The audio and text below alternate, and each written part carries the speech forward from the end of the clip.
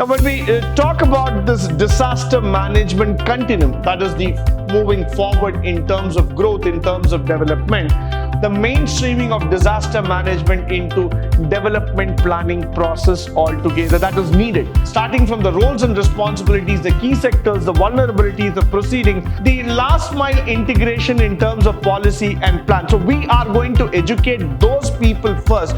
You have to be doubly sure that all kind of acts, all kind of social development or technological development.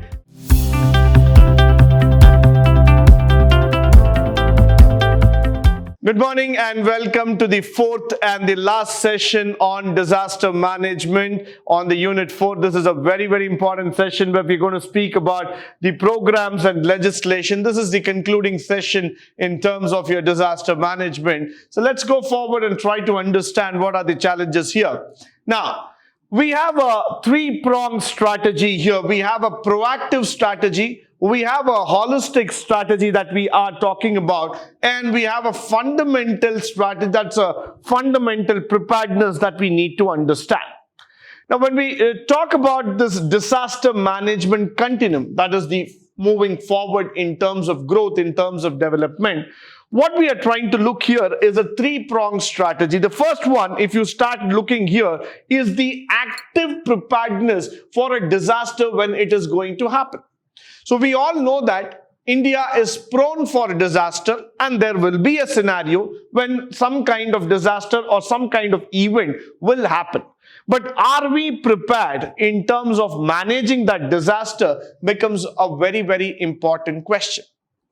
So that is why we need to see whether you are prepared enough to match it. So the preparedness comes from the capacity development. So let me just write it down for you here. The word called as your capacity development. Why? Because capacity development matters a lot here is that do you have the necessity, ability, the capacity in order to handle the situation? That's where it comes into picture.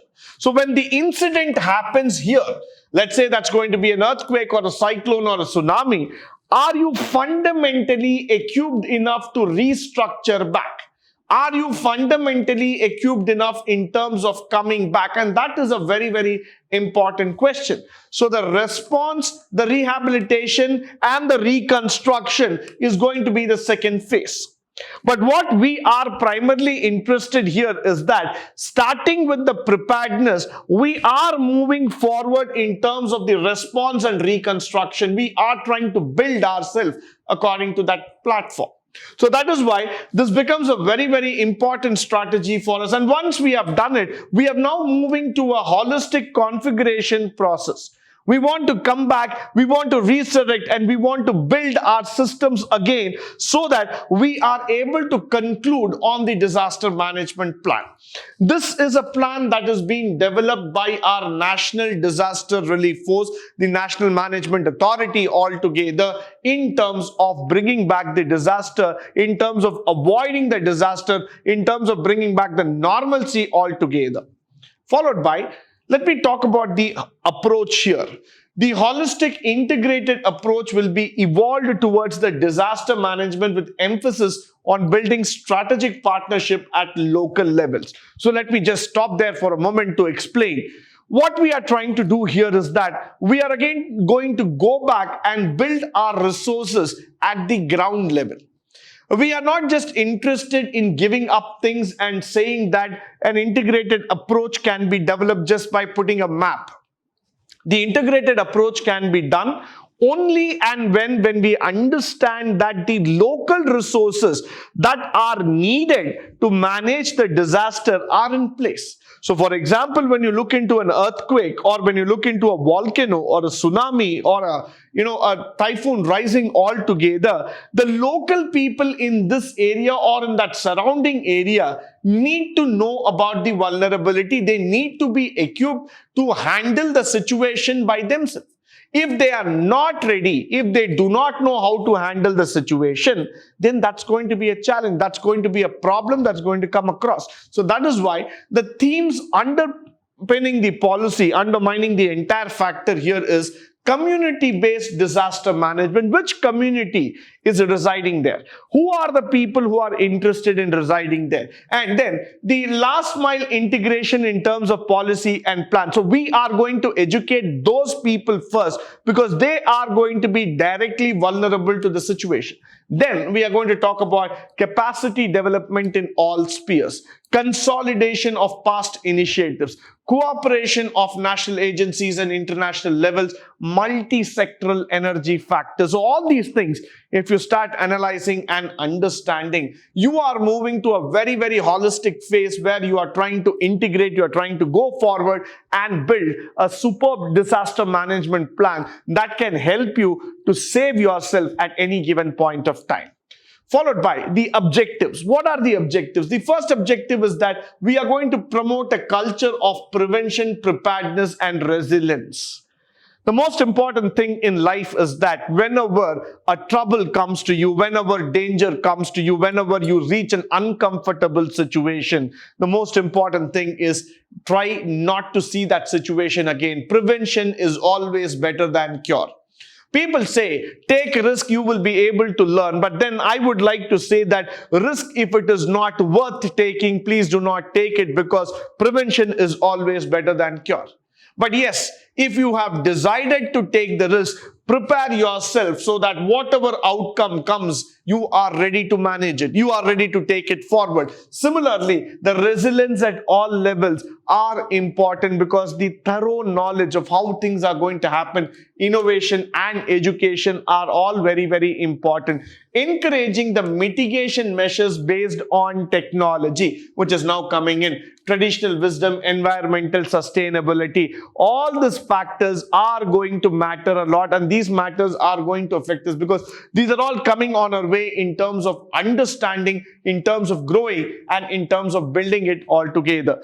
Mainstreaming the disaster management into a developmental planning process. Now that is a very, very important strategy that we have learned and that we have tried to go forward. So what I'm trying to do here is that the mainstreaming of disaster management into development planning process altogether, that is needed because you need to streamline yourself into a particular zone, into a particular awareness altogether so that you will be able to come forward and take it as a common factor. Establishing institutional techno-legal framework to create enabling regulatory authority and getting an efficient mechanism. So you need technology, you need a legal framework, you need a boundary that can understand this entire factor, guide it and take it forward. So you are not going to leave disaster management right in the middle of the road.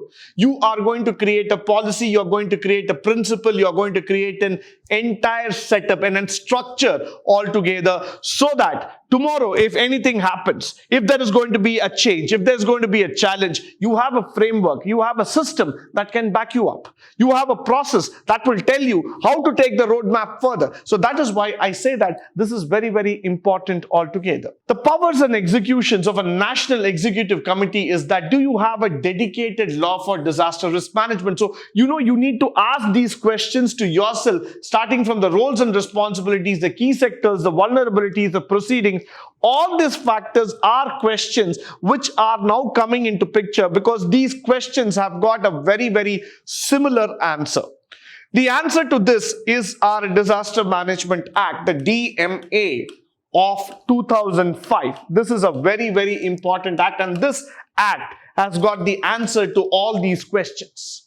This is the committee which is going to take the responsibility, which is going to take the challenge of saving all our life during the time of exigency, during the time of emergency. So this is where I say that the resources are already ready. They have been budgeted, they have been kept ready with a national plan, with an executive committee coming into picture, and they know exactly how it needs to be executed.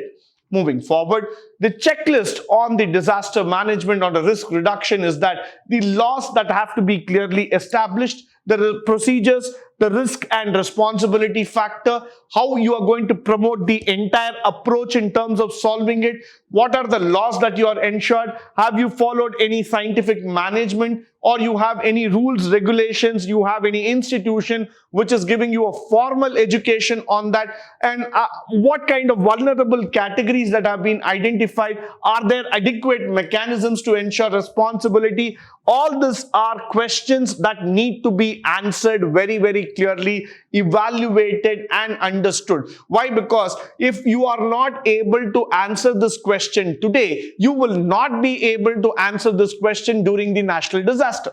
These questions are not those mere checklists where you just keep ticking and moving forward.